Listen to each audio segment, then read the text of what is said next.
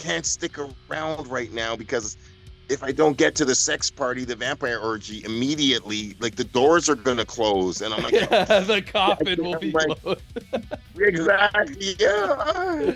I got a blowjob in a coffin actually that day, a Yes. coffin that had a hole in it. So that was one of the memories from that night. But like, it's like I couldn't even get 5 more extra minutes of hip hop in my day because I had porn time allotted, and like I couldn't take away from my porn time. So Hell yeah. some That's days the it's best the dream is problem to that. have where you're just double booked like that.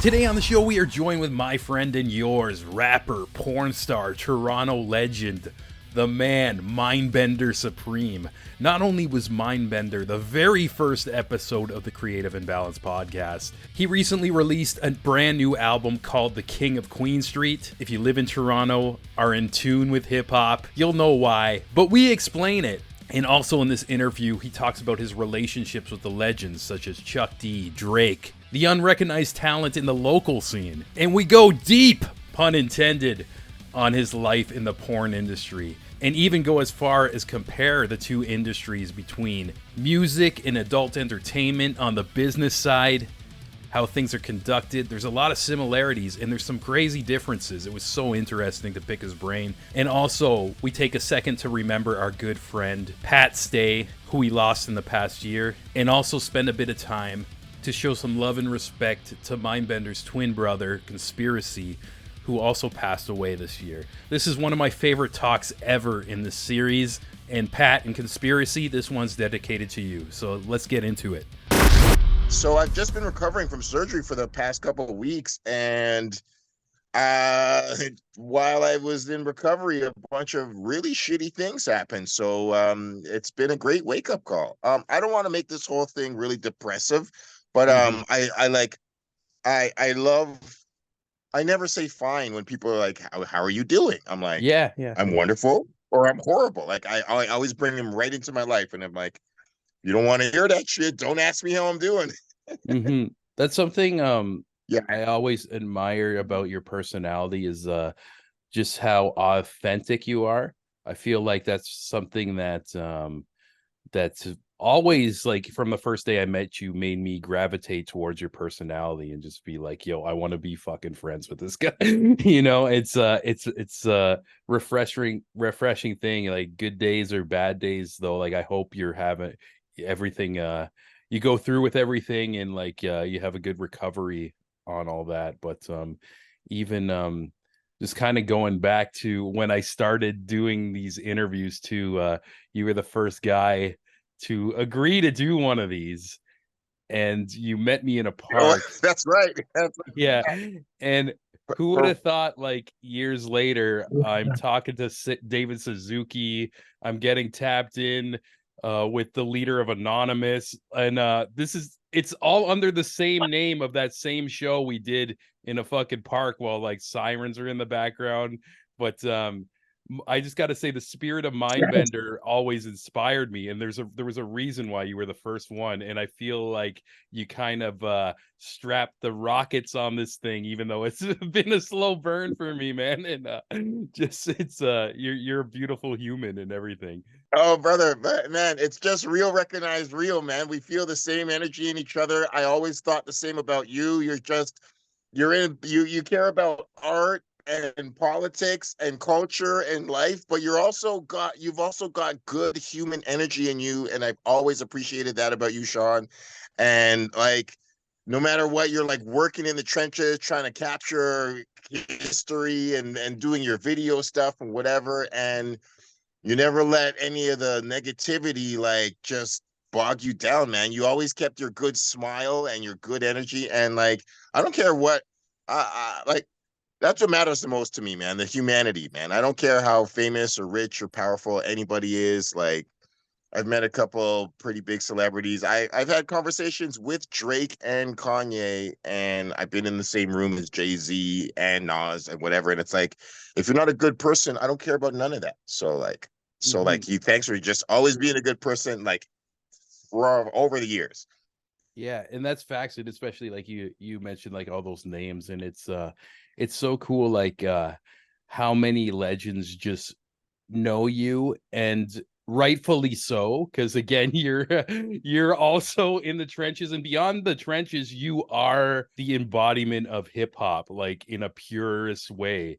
You're going to shows, you make music, and beyond that you just live it. It's like some people could like see that genre and be like, this is cool, and like try to wear a mask as their identity, but you are actually like a core hip hop soul like like again, like I said, in the purest way, and it's like almost like hard to describe with you how authentic you are, because there is so many unauthentic people, not just in hip hop, in like life, where you just live Yep. it, and it's fucking incredible. And it's like rightfully so, like all these legends know your name, or like if Wu-Tang's in town, they pull you up on fucking stage, and there's just you I Yeah. know you have a million stories of this, and I kind of want to Yeah. segue also to the album you dropped, King of Queen Street, the double album.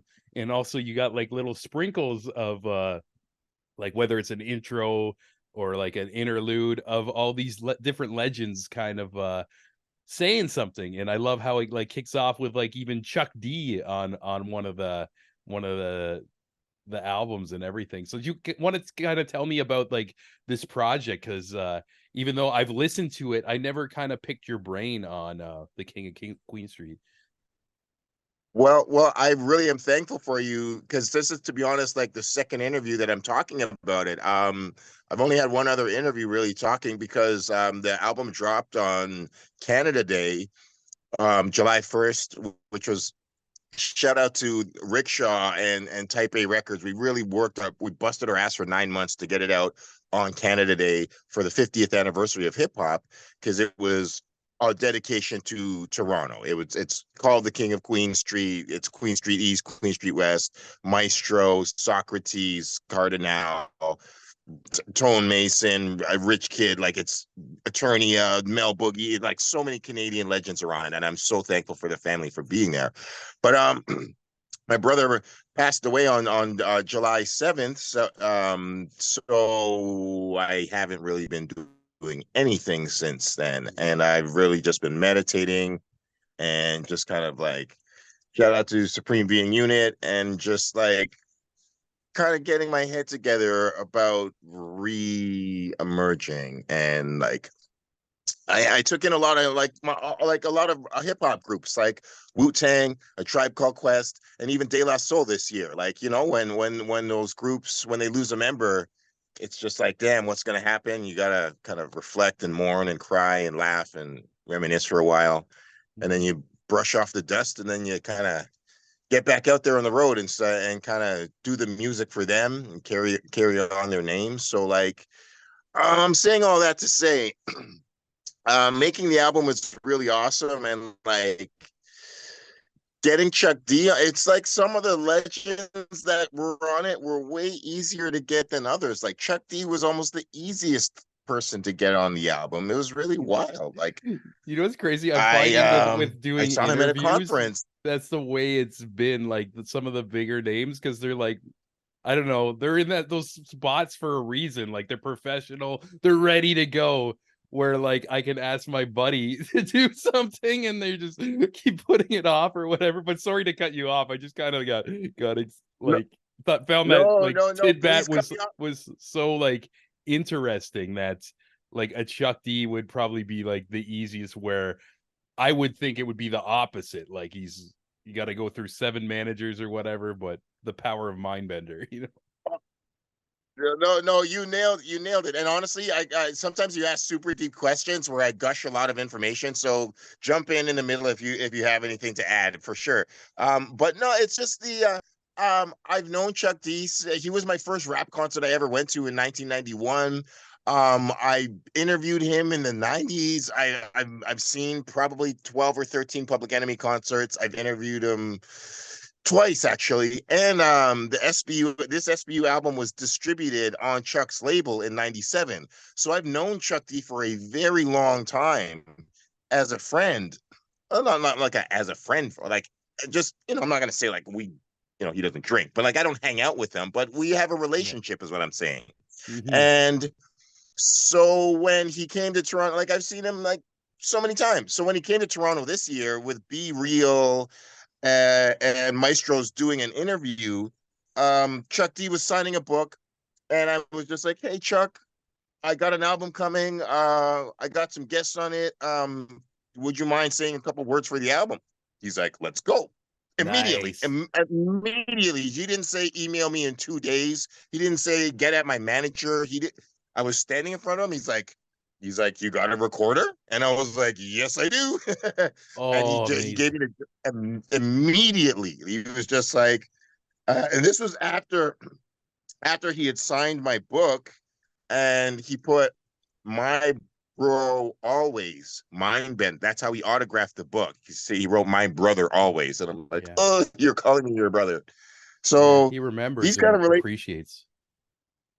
yeah, yeah. And the last thing I'll really quickly add is I was at the Million Man March with Chuck D in 1995, and he took me out for dinner there in Washington. So I Wow. got, yeah, That's yeah. some So fucking there's history right there.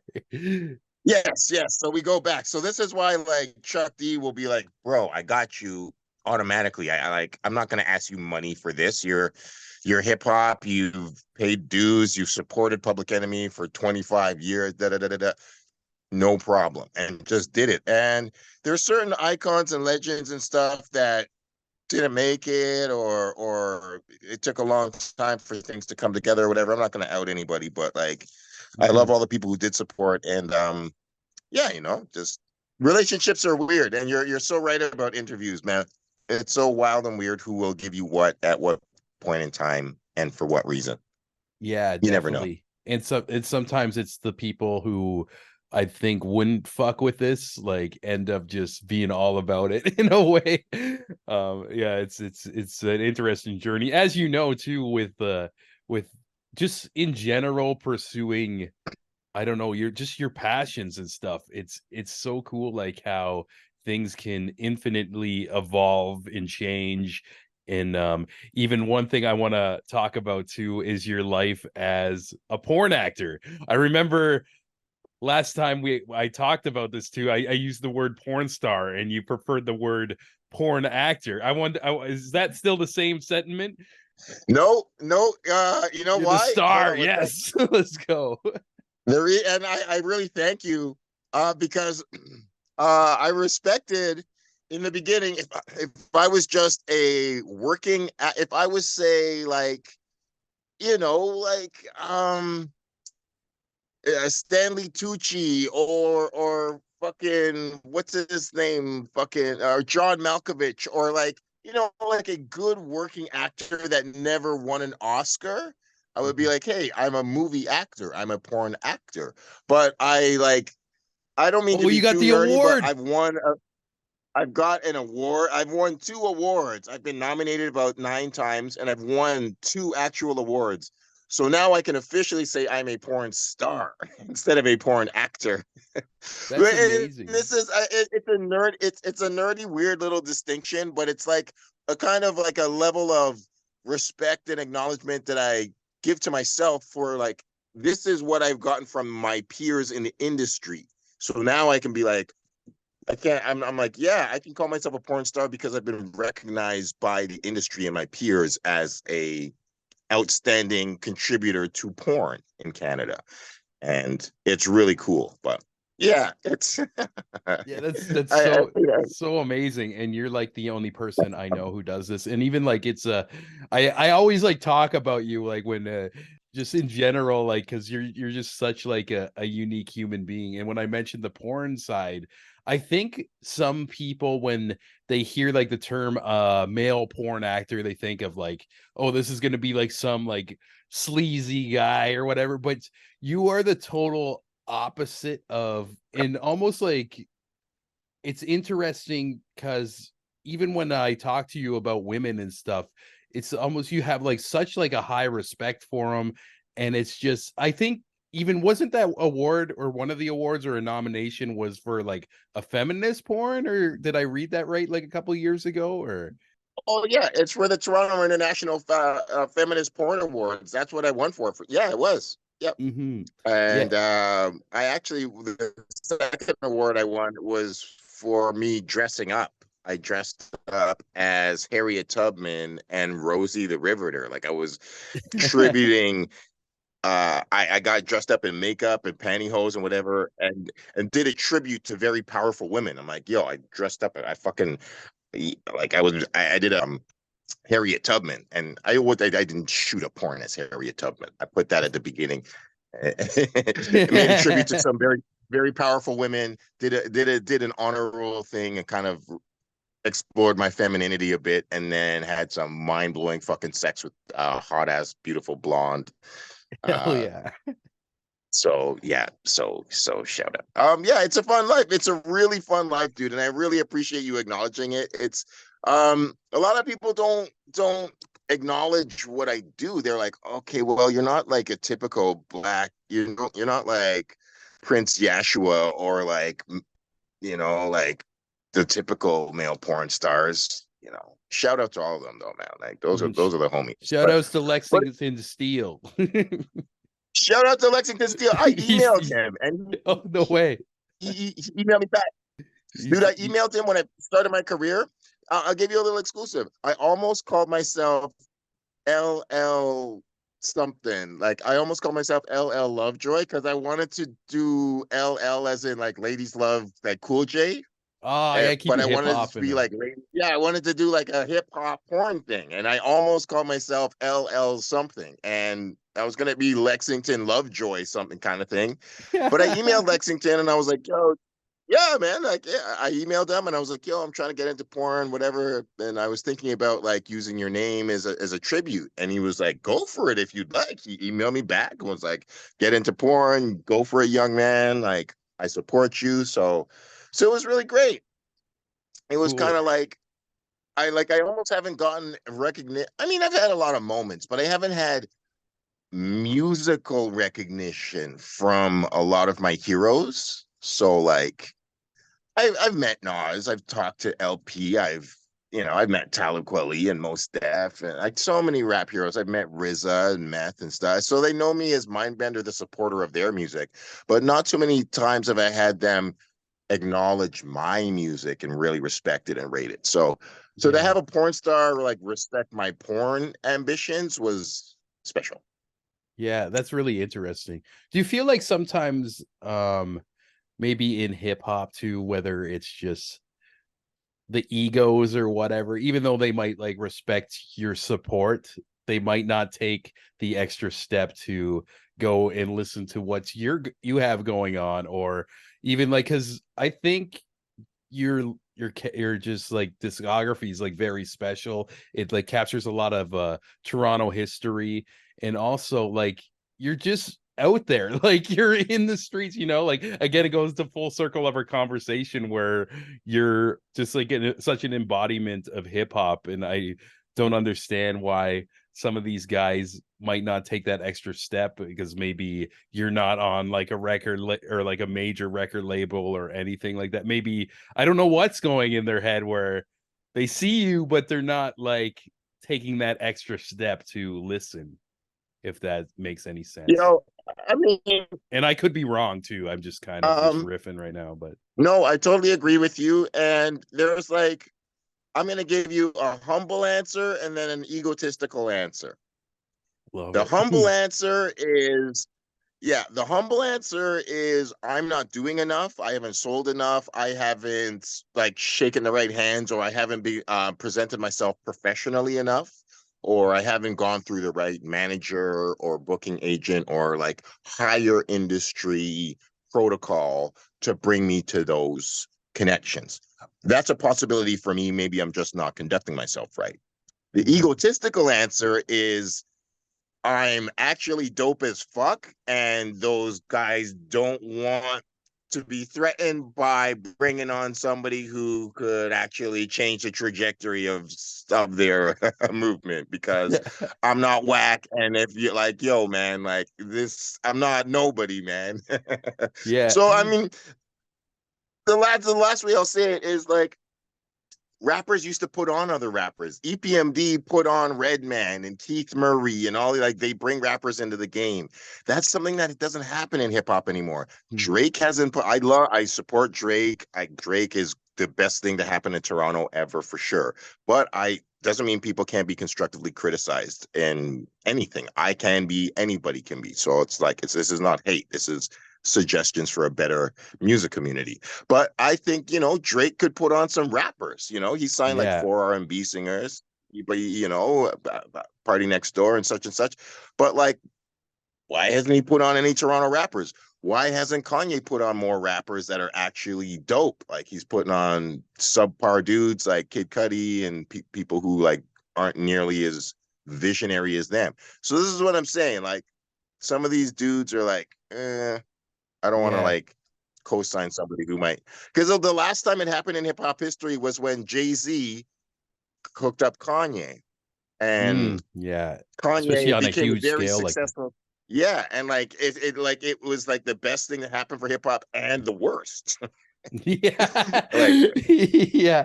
Kanye, almost like when you say his name now, I don't even think of music. I think of just all this other shit. Like where it was the opposite. He used to be just like that real like MC and stuff. It's kind of funny. Like I didn't even realize my perspective switched like that until we're just like having this conversation. But that's totally it. It's like 6 other things that come to mind before you're like, oh, does he have a new song yet? You're like, no, his wife, his clothing line, like what is he fighting?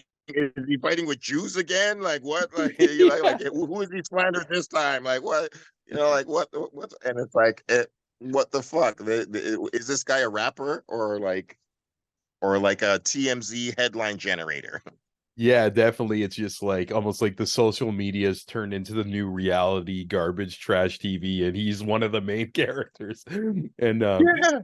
yeah, it's interesting too. I recently like listened to an interview with West Side Gun from Buffalo, and he kind of gave me like a lot of respect. Like I didn't really know much about him. I'm just like listening to this interview where he is kind of getting a little like progressive about like the art form of like hip hop, where he's gonna be on like a track with like an Eminem, but on that same album he's putting up his buddy from like the block or whatever, some name you never fucking heard of, and just putting him on like a track and shit, just because he's like, yeah, I grew up, me and him were like in the same neighborhood, he's dope, yeah, let's do it. And he's like, really, and he's like, I don't care, like people are paying attention right now.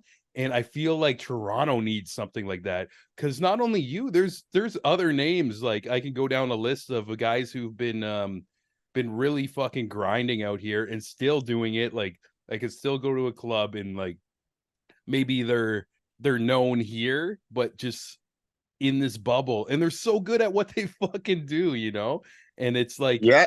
people here will call them legends like yourself, and like I don't want to start like naming a bunch of people, but I got like a Rolodex in my mind right now. But it's just they haven't had that needed push, or again like what you said, like maybe haven't shook the right hand, like it's such like a fucking like game, or you could have all the skill set and stuff, and people can still like not know what's going on or not be hip to your music. Yeah, you're so right. And I've been watching music for decades, 25, 30 years. There's so many things. There's like, it could be positive reasons. It could be like trend reasons. It could be label reasons, like labels like you're a great artist, but we're just not looking for that in the market right now. Maybe next summer, kind of weird bullshit. It could be like you're the perfect artist, but you're not actually willing to like do something corrupt and suck that label A&R's dick, or like bend over for some other motherfucker who wants you to like sacrifice your integrity or your sexuality or something to like whatever. It could be a variety of positive or negative reasons. You could like, so there's so many reasons why like great artists don't make it over time. And like, I don't know, man.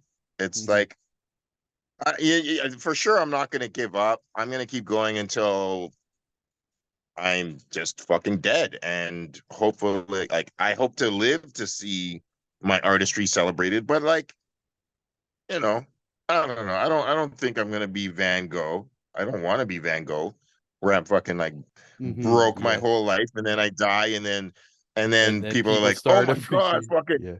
yeah," and they're like, "Oh my god, Mindbender was like one of the illest rappers of all time," and it's like fucking people are digging up old podcasts with you and like, why is only 5 people actually paying attention to this dude? Like this dude put in 25 years of original music, like Yeah. It's so I don't it's know. it's crazy how I don't know, like people aren't celebrated while they're here in certain ways. Not always, but I find like I've noticed even like in some of my circles too, it's just like again, not to drop any names, it's like, oh, now we're celebrating this person's greatness because he's not here anymore.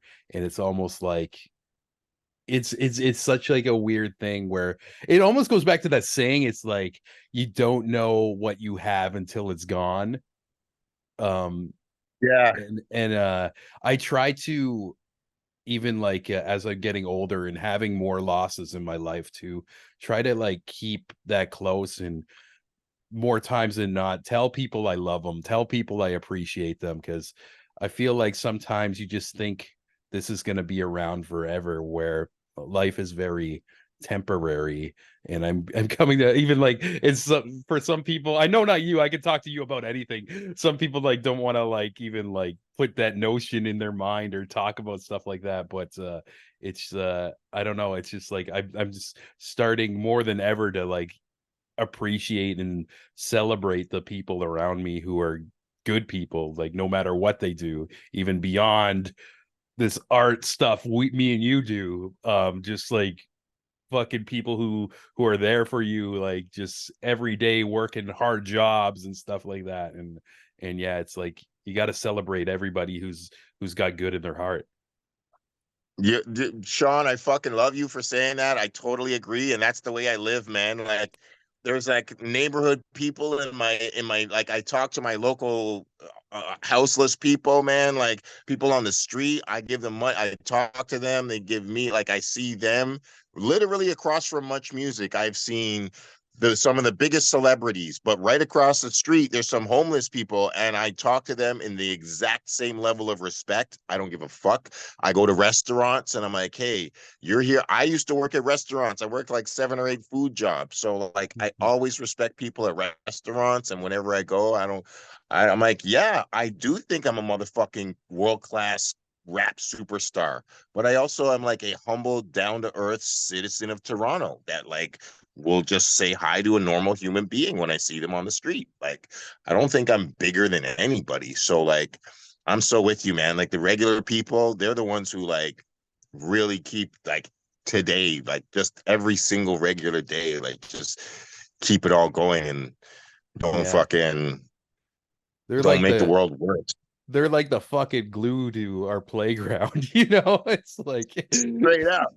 it's Straight up. fucking And you guys insane. sometimes don't notice. Yeah, you don't notice them, but like, yo, man, when they're gone, like, oh my God, it's like just like you said, like I really try not to be that person, which is why all my hugs are really strong and my handshakes are strong. Like I I I Facts. I try like when I see when I go to concerts, I try to see everybody I can, and like I don't.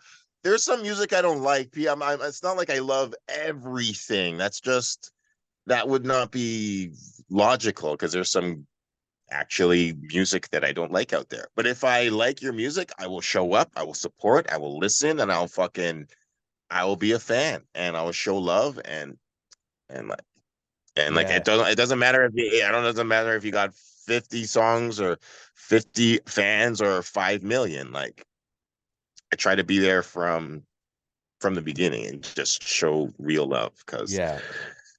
It's so yeah. genuine from you too. Again, like I can't say that enough how much I appreciate that too. And even I remember at the Pat Stay event, I haven't seen you in a couple years, and I saw you, and like you said, like your hugs are strong, your handshakes. I remember just getting a charge from you. Like just like I don't Oh, that's dope. it was just such like a genuine excitement. And even I want to go back to like the last battle rap event we were at, the blackout one. And I remember Yeah, yeah. just I think was it Blackout or the past day? No, it was Blackout where you were like, I'm like, "Oh, yeah, so what's up, man?" You're like, yeah, I'm here today, and then later on, I'm going to like a vampire orgy. And I'm like, Yeah. that's the most mind-bender day ever. You're at a rap battle for like 8 hours, and then you're going to like this crazy orgy. I was just like, I couldn't. I wish I had like a word like stronger than yes to say to you, because that's how I felt when you told me your day plans. That was my that was a yeah, and like some on the best of times, that's I get to have those days where it's half hip hop or music and then half porn, and like I've had quite a few days where it's like, all right, I'm doing some one dream and then I go right to the next dream in the same day, and it's Mhm, cool. That day was really amazing, but it was also a little unfortunate because I wanted to talk to Nino Bless more. Um, mhm. Nino Bless was super cool, and he came up to me and like was like, "Yo, man, like." He said something really dope. He goes, "Yo, Pat Stay used to tell a lot of jokes about you and stuff, and you have no idea that like the way like he used to respect you." And I was like, "Oh man, that means the world to me." And I'm like, I didn't even know Nino Bless. Like as a human, but he's like the fifth member of Slaughterhouse. He's this amazing, slept on, underground, legendary MC. And then he just comes up to me and drops his jewel on me. And I was like, yo, this is sick. And like, but then I Yeah, was that's like, amazing. I'm saying this because I was like, I couldn't stick around. Blackout was like done at like 10:30. And I was like, I can't stick around right now because if I don't get to the sex party, the vampire orgy immediately, like the doors are gonna close, and I'm like, Yeah, the I coffin will can't, be like closed. exactly, yeah. I got a blowjob in a coffin actually that day, a Yes. coffin that had a hole in it. So that was one of the memories from that night. But like it's like I couldn't even get 5 more extra minutes of hip hop in my day because I had porn time allotted and like I couldn't take away from my porn time. So Hell yeah. some That's days the it's best the dream is problem to that thing. have, where you're just double booked like that, where you're just like, all my Yeah. loves are coming in at once and like an overload. It's, man, you deserve that. I wish that was every day, but I know, like, as we I'm talked working about, on it. I'm yeah. working on it to be an everyday thing, man. I'm closer than ever, but yeah, I want it to be my reality every single day. Yeah, and kind of to go back, a big shout out to Nino too. I haven't had a good conversation with him because I was always like in work mode, but Yeah. I've just heard like so many things from you, and even like a new photographer girl I met there, and like there's like a bunch of like people, and like just how orchestrated he was of like just these last couple events too. So I just want to give him his flowers, and hopefully have a good chat with him someday. But Yeah. yeah, Yeah, he's a even good like idea. to go to like Pat loved you, man. And like there Yeah. was fucking like, I hear this one story. I wasn't there, but he was like in the elevator with like a lot of like the serious like New Yorker like rappers or whatever, the fucking like battle rappers. And you know how like sometimes that energy is just like, I don't know, it's like intense or whatever.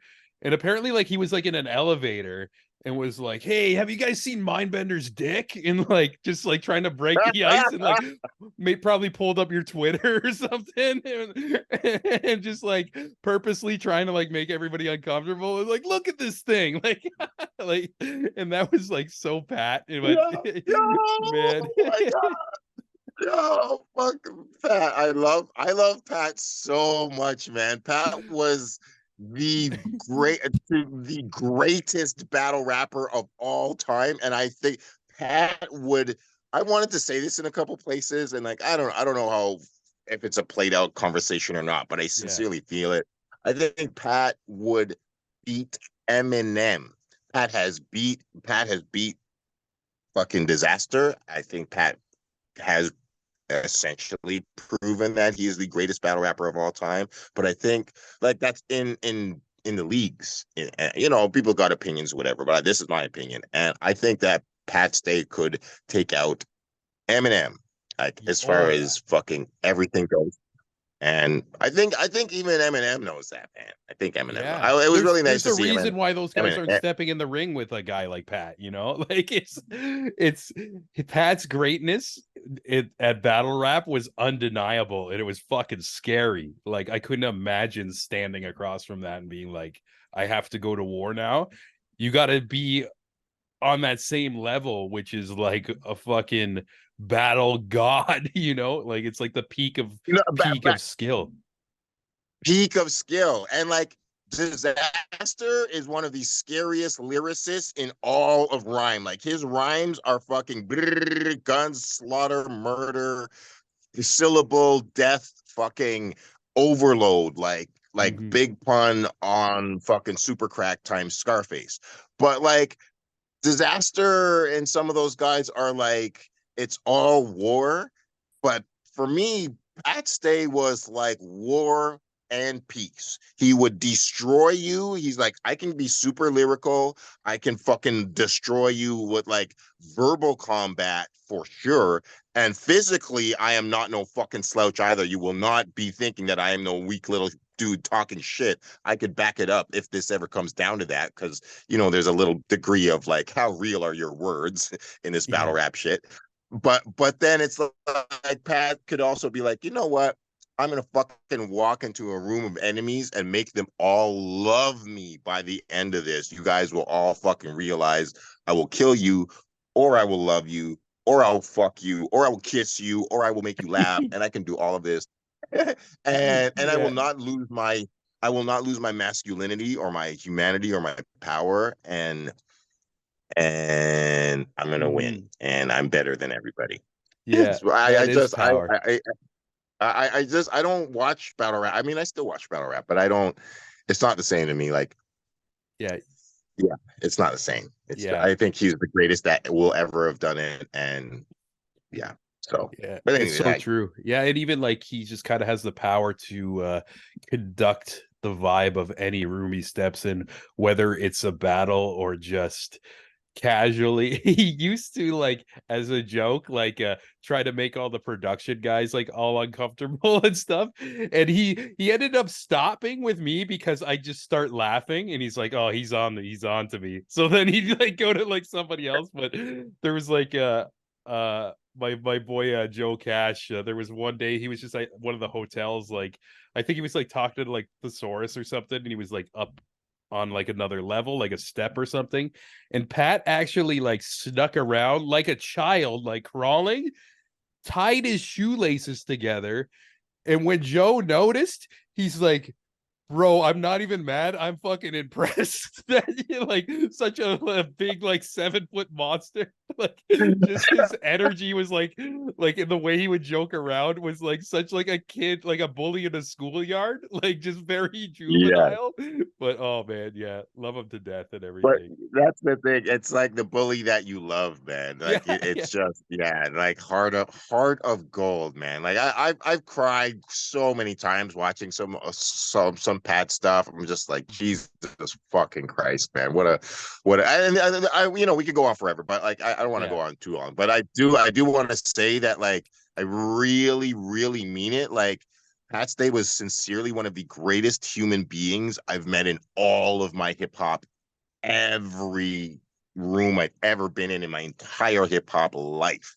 He was one of the greatest rhymers in like as far as hip hop talent, and then like humans outside of it, heart of fucking gold, man. And there's a lot of my rap heroes who aren't good humans, man. Yeah, There's too yeah. many of them that so like I just gotta really end on that note. I love his humanity. And he was like, I'm a fucking king, I'm a god, I'm a fucking man. And I could still fucking talk about Mindbender's dick and do fucking queer ass compliment battles and talk and talk Yeah, about and fucking nobody's other gonna dudes. say anything because I'm 7 feet tall and I'll beat the shit out of you. Like, just didn't care. And I'll beat But the even shit out of it you. was such as You a don't yeah, you don't know if I'm joking or not, and that's the best part about it. yeah, yeah. So I was just doing it to like entertain himself. Are you gay It's or so not? good. But yeah, it's such a special energy and like one of a kind. And again, like to just go back to you, you are one of those energies to me in your own way. It is a one of a kind thing, and it's always just I don't know, the word I'm thinking of is just like it's just like a vibrant soul of what you do, again, like so genuine, and you show love to everybody. You fucking come out to like these events too. Even you said you didn't watch battle rap much anymore, but you're still coming to these moments of Toronto history, and like picking and choosing like these important places where, hey, I gotta be here for the city, for hip hop and everything. And yeah, it's just You nailed it. it's just so cool. And like I got so happy seeing you release this album over this year too, and also seeing such like a big body of work, and even going to the name the King of Queen Street, to seeing that, it's just like, yeah, that's the perfect name, because every time I bumped into you like unexpectedly, it was always like just walking down Queen Street or whatever, because that's your grounds and everything. Yeah, that's real, man. And I didn't even I come up with most of my album titles, but I was given that album title and given that name by the people. Like there was a shout out to Lucius, formerly of Toe Mason. I was walking with him right by Java House one time, and we were walking from Spadina and Queen to Java House, which is about 2 or 3 blocks. And he was trying to tell me a story, and we got interrupted about 5 times by different people, women, hip hop dude. And he's like, "Yo, dude, I can't even tell you a story. You're like the king of Queen Street, man. Like Yeah, you're it's so like true. you keep getting interrupted by people." And I was like, "Shit, man, thanks." And then he's like, "Yo, man, you should do a project." And I was like, "Yeah, that's a good name for a project." But like multiple people have called me the king of Queen Street in various ways, and yeah, I mean, I've been around here for 12 years, and there's not much other hip hop people that live downtown. Like, but yeah, like I love Toronto and Queen Street, and it's the album, except for Chuck D and Ernie Panicoli. Shout out to those two homies. Every single other person is from Toronto on the album. It's 98% create. Like this is like a graphic designers, album cover designer. The all the clothing that I wear on the album cover bought on Queen Street. We took the album cover on Queen Street. Every producer, every MC, every guest from Toronto. So this is a Toronto album for Toronto by Toronto, called Queen, like King and Queen Street. So like there's a Yeah. song called Speaker's Corner. Like it's like Yeah, that it's a Toronto. that's such like a standout title. That's so perfect, you know. It's just like as a whole concept, and yeah, if people are like listening to this and hearing this for the first time, you can find it like on Spotify, other platforms. Is it on Bandcamp as well? If somebody wants to like, throw you a couple bucks, and It is on Bandcamp. I've kind of been a little slow on the Bandcamp. You can get some of the album there. I will finish uploading it there. Just I've been going through some weird stuff as far as the promo, but it is on the main platform: Spotify, YouTube, Apple. And yeah, I gotta we gotta do some new stuff. There will be a new video coming slowly but surely, but we're working on a second video. But you can find the Love That Love produced video out on YouTube, produced by Tough Dumpling. And that was fun. And yeah, I will be picking it up. Actually, November 11th is the next show. November 11th at the Black Space, 1188 Queen Street West is where I'll be performing with Mika and with the Rickshaw and some DJs. And hell that'll be my yeah. first show after the album release party. So Oh man, this that's this was exciting. the album release party that we Oh, did in July. So yeah, nice, this nice. is yeah, this is for the Love That Love producer. Yeah, right after we shut this off, I'm gonna check my calendar. Hope I'm not working on the 11th. If I'm not, I am there, man. That's fucking sick. Thanks for sharing that info. And even if I am scheduled that day, I'll be sure to keep sharing that date too for other people, because man, we gotta fucking celebrate you, man. Like this is like you've been putting in, like, you overpaid your dues in a way. When I think of like your I like journey, you know. but I like but that. at the same time, you're a unique person and on this unique journey. And one thing, when I knew coming into this I could ask you a million questions, but one thing I just kind of got down as a note too, and um I should have asked this when we were talking about the porn life. I kind of wanted to know the difference of the business side or comparison to music and porn, is it similar or is it like drastically like things move differently or whatever? Like, because I find like whether you're a musician or a porn star, like you're still like this artist, you know, it's like it's your name on the bill or whatever. Does it get treated the same way in each circle? I'll tell you, society doesn't see it the same way, but as a person that like I've been doing porn for 10 years and I've been doing hip hop for 25 years. So like I'm a functional like practitioner of each of them. And I Hmm. can tell you making it and like collaborating with people and producing porn and producing hip hop is very parallel. Very parallel. The industries are parallel with like some big names, whether it's Universal Records or Interscope, that's like Pornhub. And it's just like there's like a big name that kind of runs the show. And then there's all these independent little companies that are all doing little indie stuff with their things. And the indie labels are basically like indie porn companies. Like Mm. so that parallel is the same. And then it's also when it came now in this era in the 2020s, it's way more like independent music because you can just produce on your phone the same way that we used to have 4 tracks and like a little home digital recorders. If you got a phone or a little like handy cam, you could just produce your own porn and put it on the internet. You don't need to go to a major company, major label, major porn distributor anymore. So there are a lot of parallels. And the only thing that one of the main parallels is that is not the same is you can't technically like, on paper you're not supposed to be like porn people. You're not supposed to be able to make porn with people who have mental health issues or who Mm. are like if they show up to set drunk as fuck or coked out as fuck. It's probably smart to not shoot a porn with that person because Yeah. one, it's creepy and fucking consent blurring and consent violating, which is illegal and fucked up. But like two, you'll have it on camera that you're like having sex with somebody who is, they're like, when you see somebody and you're like, yo, her eyes are rolling back. What the fuck is going on there? Hey, she's like, what, like it's Yeah. not a good look. It's illegal.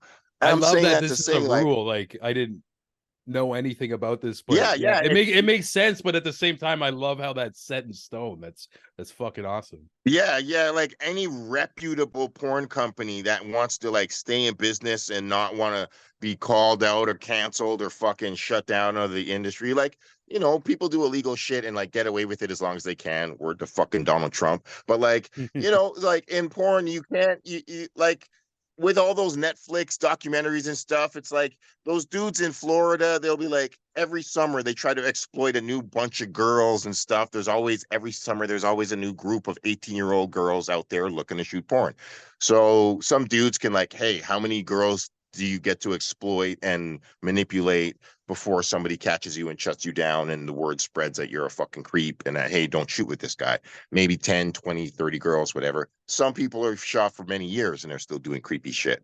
But like I'm Yeah. saying all that to say, like, porn has a level of morality that doesn't quite compute in music. Mhm. Like Yeah. you can music, you can be a rapist, you can be a fucking like, not on record, but like people who've sold crack and sold drug, gone out of jail, like you can do anything and be in the music industry is what I'm saying. Like mobsters, like real criminals are like, yo, music is our side hustle and we're gonna wash our money through music and we're gonna get away with it. Yeah, And yeah, and that's even that's the what that, recording that, process too, they can be all fucked up and have mental illnesses and even like it's funny, I heard like in their interview with Korn and the band and me and my buddy were always like saying since we were like teenagers, it's like, "Oh, why don't they make like music like their first 3 albums and stuff?" And like fucking like handful of years ago, they were talking about their first 3 albums, and they're like, yeah, we were on meth. Like, we were Yeah, smoking yeah. meth and making music, and that's why Ex- nothing sounds like that. It's fucking like just exactly. lawless. Like, Exactly that, which is that's not that's corn. That's what the corn people is. I love to hear. I love fucking music mythology because this is why Eminem in 2023 sounds very different than Eminem in 1999. And mhm. like Eminem is a the things he would say, the things he would talk about. Like on my surgery, I just had OxyContins and perks for the first time in my life because of my pain recently.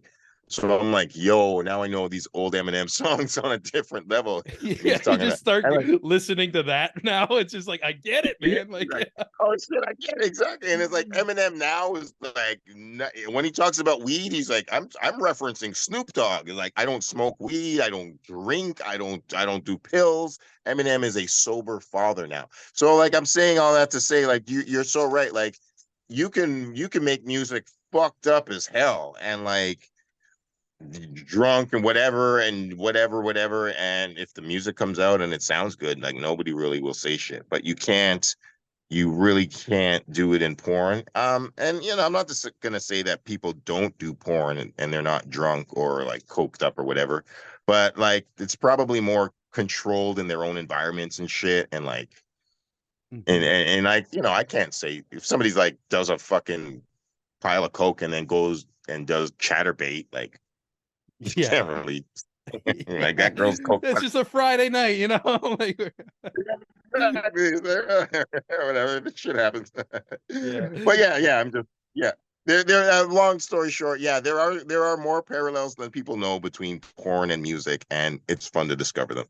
Yeah, that's so cool. Like, thanks for breaking that down for me. I'm just so fascinated. I'm always like, I think this is why I do like these type of interviews. I just like the behind the scenes layers of shit, and even like I grew up being like a much music kid, and I loved when like they'd stop the music and start doing interviews and stuff. I was just so in tune with that, and it's always cool like to hear like deep dives, and because I don't know, there's just something stimulating my brain. And yeah, thanks for teaching me about some business stuff in the porn industry, because I'm totally disconnected with that and everything.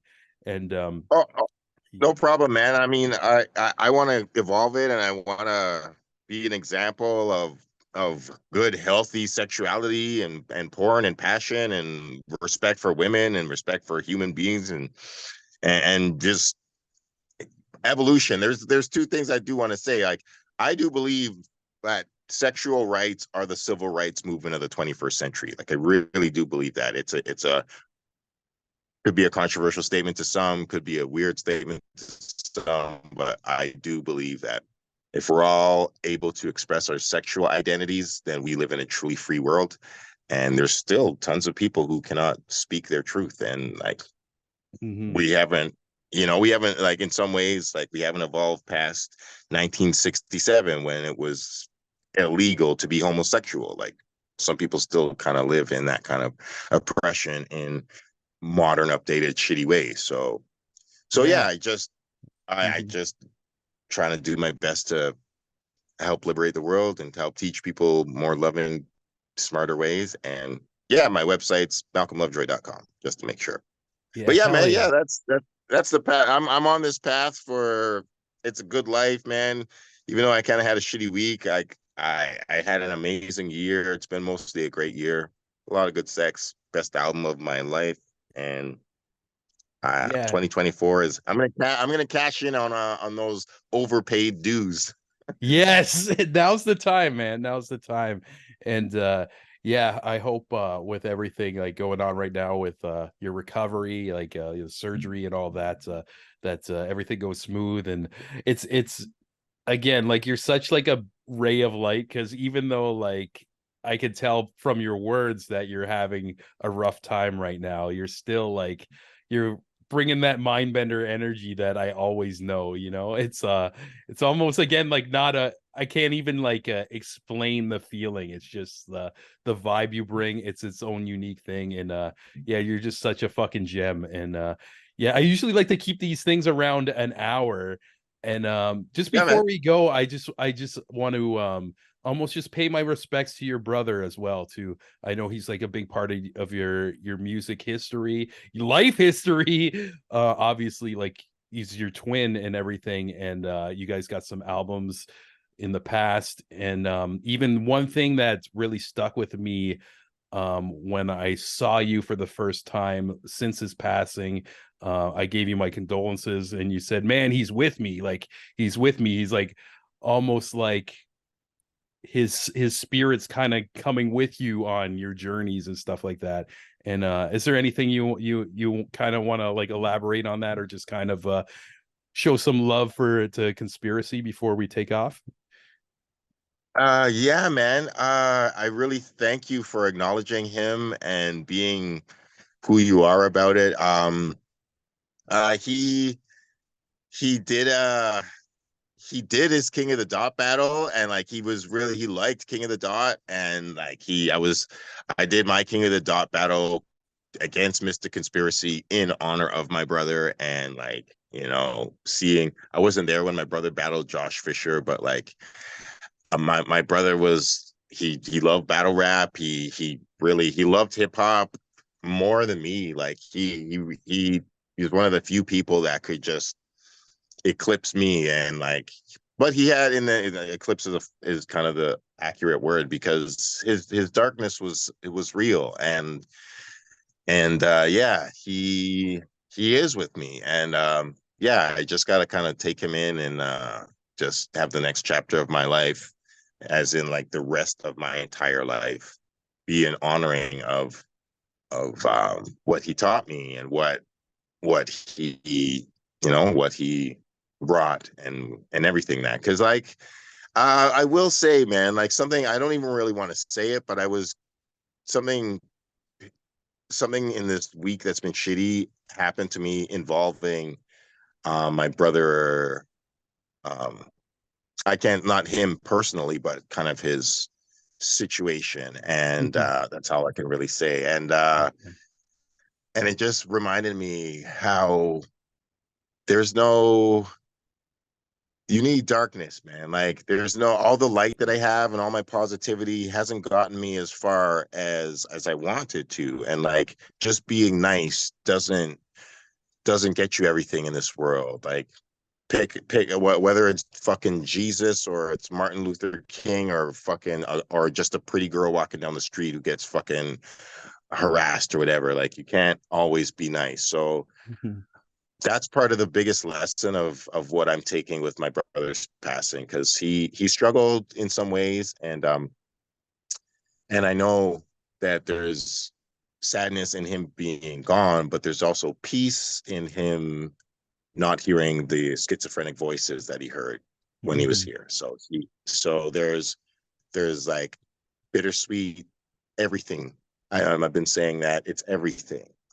There's beauty and horror in death, and yeah. So it's kind of like the Pat Stay situation, kind of like the old Dirty Bastard situation, kind of like MF Doom. Just people who pass on unexpectedly. You're like, fuck. You're like, Yeah. you got to appreciate the art they left you with, and the moments they left you with, and the lessons they left you with, and then you got to carry their memories with you, and yeah, like yeah, my brother, there people are going to see a new version of Mindbender. It's going to be a little darker, but it's also going to be a little brighter. So yeah, Mhm. I think I could probably end there, but I want to do one quick thing. Yeah, no problem.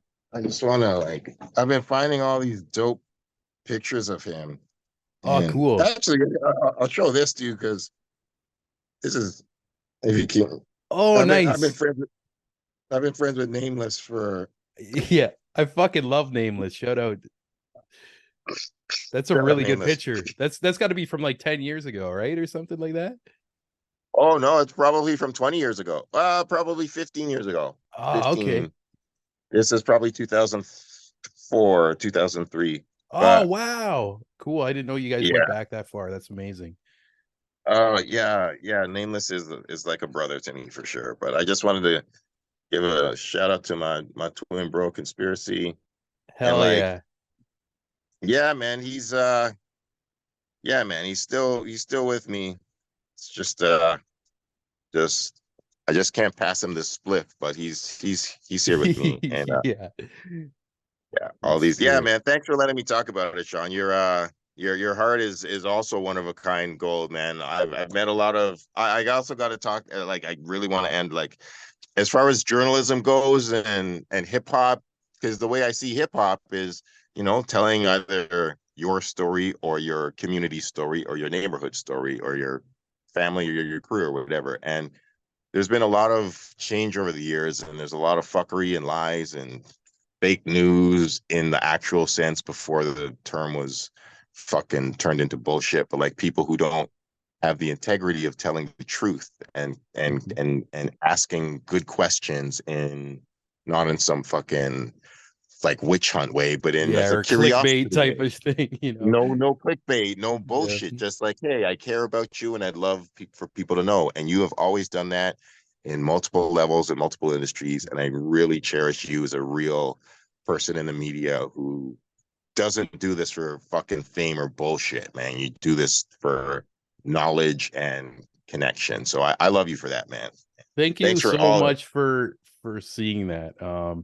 Yeah, just very long story short, I think people assume because I do an interview show, have a podcast, getting bigger guests, that I want to do this for like a selfish reason or whatever, and maybe give me some advice with algorithms like YouTube, like clickbait stuff, like almost. But I feel like that would just ruin the whole integrity and soul of the reason why I started doing this. And you've been there since I started doing this. You've been there since I moved to Toronto. And I got to thank you as well for almost being the example of just reassuring me it's fucking cool to follow your genuine true passions. And when you do that, life rewards you in many ways, in many unexpected ways, and will take you on some beautiful adventures, which I have been on since meeting you at that studio, a couple days following you with a camera, ended up with King of the Dot.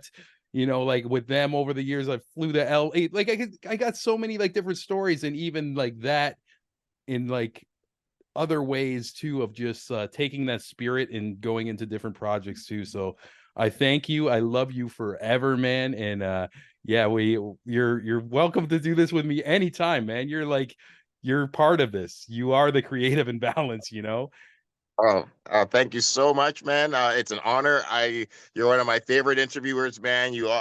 We always, it's always, we always just run out of time, man. I'm like, I love your questions. I tell you anything, man. And it's just like, it's always just, oh man, like it's just always a wonderful conversation where you make me gush. And I'm like, oh, Back blah, at blah, you, blah, blah, blah, dude. blah. Yeah, Yeah, man. but we'll So, do this. so, Yeah, we'll do so, this again so sooner than later too. And even yeah, once you're feeling better, let me know if you want to hang, man. It'd be cool to just like fucking spend a day, grab a coffee or whatever, and just chat about life and what we usually do, you know. yeah, I would love that, man. Yeah, Sean, all of that.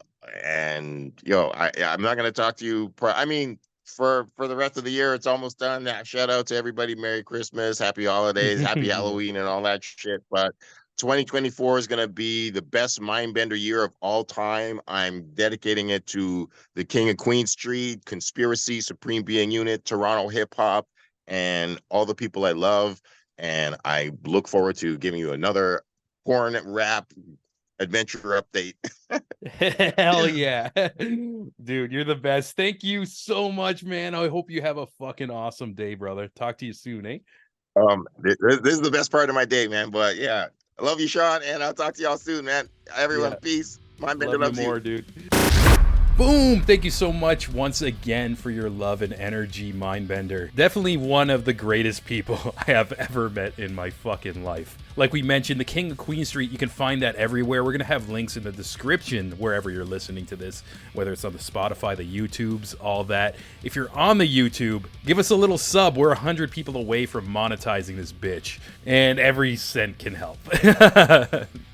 You know I do this for the love, but we're trying to make it better. And speaking of people who are helping making it better, I got to give Love and thanks to all you legends on our Patreon page. First up, my boy Mike Carniello of the Testing with Mike YouTube channel. If you're into technology, electronics, how they work, and most importantly, how to fix them, go check out Testing with Mike on YouTube. Also a shout out to the lovely Amanda McKnight of Top 10 Nerd. Not only is she the host of Top 10 Nerd, speaks to millions of YouTube subscribers. She's got her very own YouTube channel. If you type in Amanda McKnight, you can find it. And it's definitely for you if you're into comic books, video games, movies, and all things nerdy. That's Amanda McKnight on YouTube. And another shout out to the wonderful Jenny Potter, the legend Devin McBride, my favorite soul singer, Saber, and last but not least, Francis Coffer, aka my mom. If you want to support the show and get a shout out at the end of every episode and also get these episodes early, raw, and uncut right when I'm done the Zoom call, I just post them.